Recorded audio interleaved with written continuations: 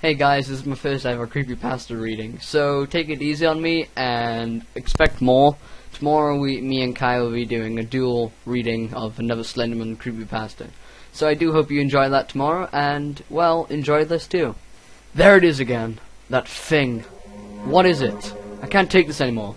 It's like everywhere I go, all I see is this horrible, tall, thin, and seemingly faceless creature. It's been haunting my dreams as well ever since I first saw it. What it does is stand there and watch me.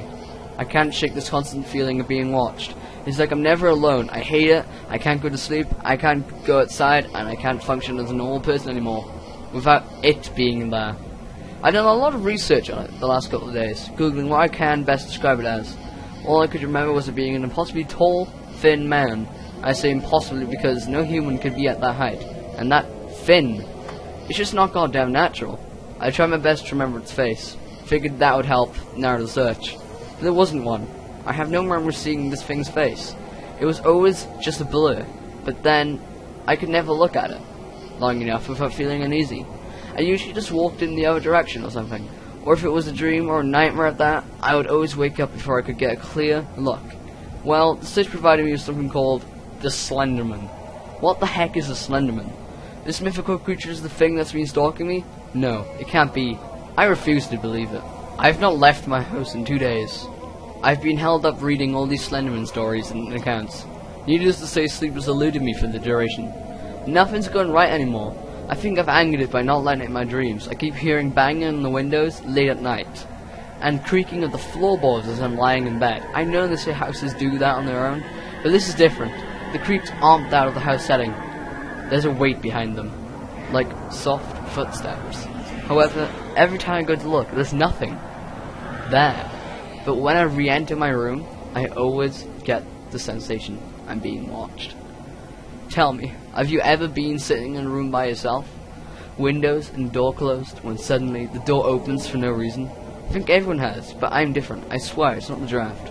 I've had all the windows locked for about a week now. I'm not one to believe in ghosts or anything of that sort, but this just has an eerie feel to it. Whenever the door spontaneously opens, it gets noticeably colder in the room. The second I leave the room, however, all the other rooms are back to normal. So it's not like my thermometer stats on the brink. Any room, however, except my own, my room has been getting cold recently. Real cold. I resorted to lighting candles all around the room to try and heat up the place. I don't know what's happening. I'm starting to lose it. I went outside for the first time over a week today. I thought maybe my delusions were coming from being cooped up and spending too much time scaring myself reading about the SlenderMan.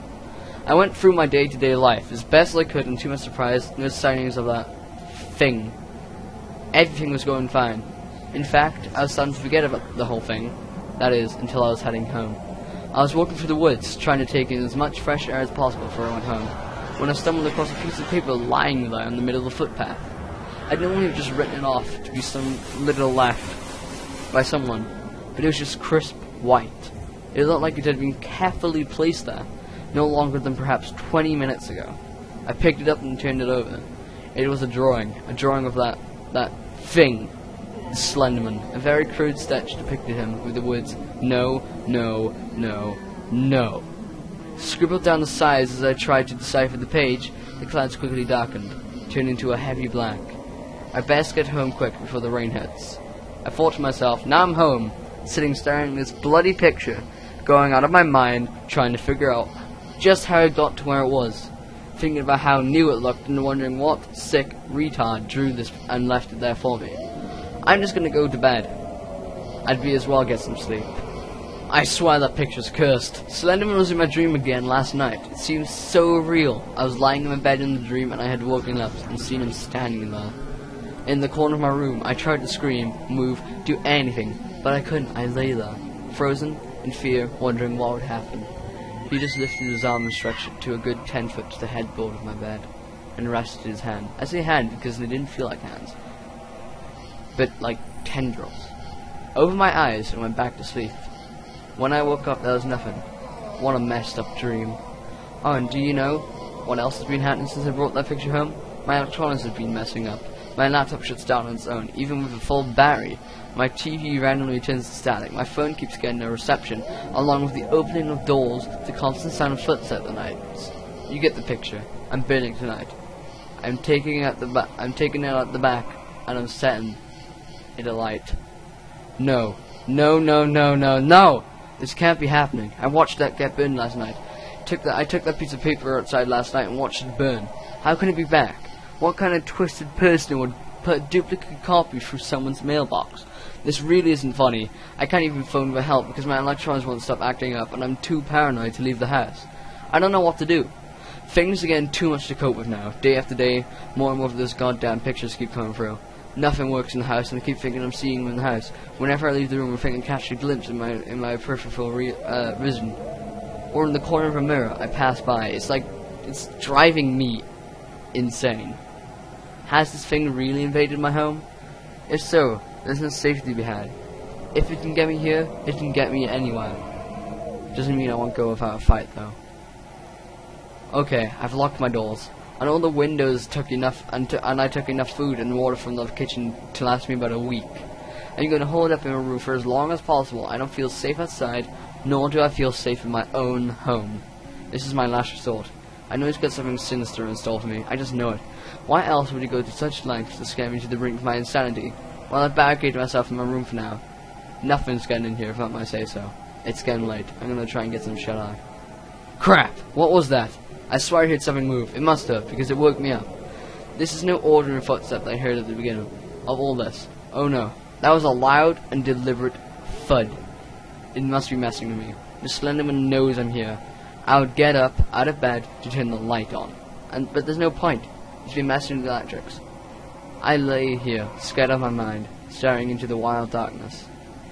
I know this sounds crazy, but have you ever seen the darkest shade of black that normal?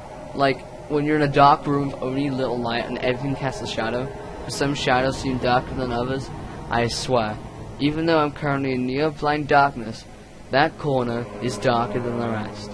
It's the same corner that was in my last nightmare. It's like the darkness is moving. My night vision is getting better now. I can see a little more detail. Oh, no. No, no, no, no, no. I can see the outline of a man from in the corner. A really tall, thin man. It looks like he's wearing a suit. Oh god, it's him. He's there, just like in my dream. I lay here frozen in fear, wondering what's going to happen. He lifts his arm and stretches it across my room and over to my head. He rests his hands. No, these aren't hands. These are tendrils on my forehead. I thought about grabbing his arm and trying to push away, or getting up out of bed and trying to break down the door. But something told me there's no use. Nothing would help me now. His tendrils grew in length and snaked down my entire body, slowly wrapping themselves around me in some sort of blackened cocoon. Before I could scream, the blackness reached my face and covered my mouth.